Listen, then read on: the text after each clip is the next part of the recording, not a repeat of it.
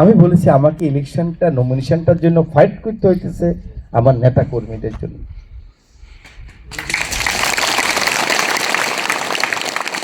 আমি প্রাসঙ্গিক উঠার পর আমি যখন বলেছি যে আমি এই নমিনেশনটা আমার জন্য আমি চাই না, আসলে আমি তো বাউল মানুষ ভাই, আমি হয়েছি একবার দুইবার তিনবার ভোট করছি, আমার দরকার কি আর?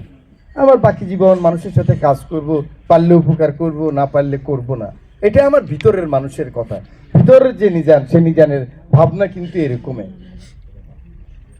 আমি বলেছি আমাকে ইলেকশনটা নমিনেশনটার জন্য ফাইট করতে হইতেছে আমার নেতা কর্মীদের জন্য।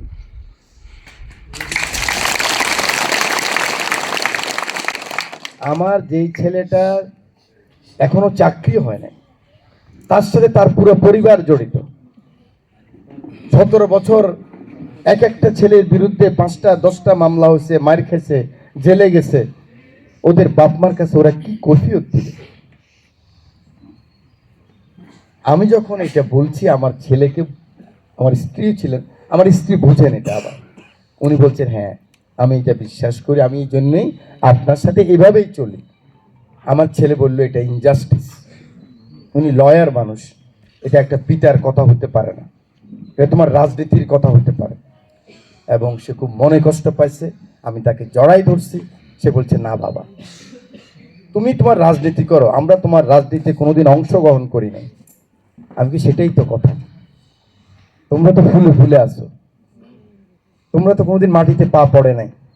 আমার যে ছেলে মামলা খেয়েছে, যে মাইর খেয়েছে, আমার যে মহিলারা এখনো ঘুরতেছে ওখানে, হয়তো জানে নমিনেশন পাবো, হয়তো পাবো না, ওরা বাড়ি বাড়ি ঘুরতেছে। আমার কৃষক যে, আমার শ্রমিক যে, আমার সাধারণ মানুষ যে, আমার যে এই যে হাজার হাজার ছেলে, 4300 4400 ছেলে আমার, এরা আমার জন্য মান নেয়, এরা পিঠা খায়, এরা অপমানিত হয়, এরা অভ্যাস থাকে।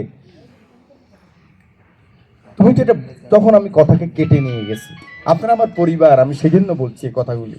আমি কথা কেটে নিয়ে বললাম যে আমি মরে গেলে যখন স্মরণ সভা হবে, যখন আমার অটোবায়োগ্রাফি তুমি বলতে থাকবা, তখন তো তুমি এই কথাটা বলতে পারবা যে আমার বাবা আসলে এটা বিশ্বাস করতেন। এই কথার পরে সে তো ভিন্ন বাড়িতে থাকে, তার বাড়িতে সে চলে গেছে। আমি যখন কালকে আসছি সে আসে নাই।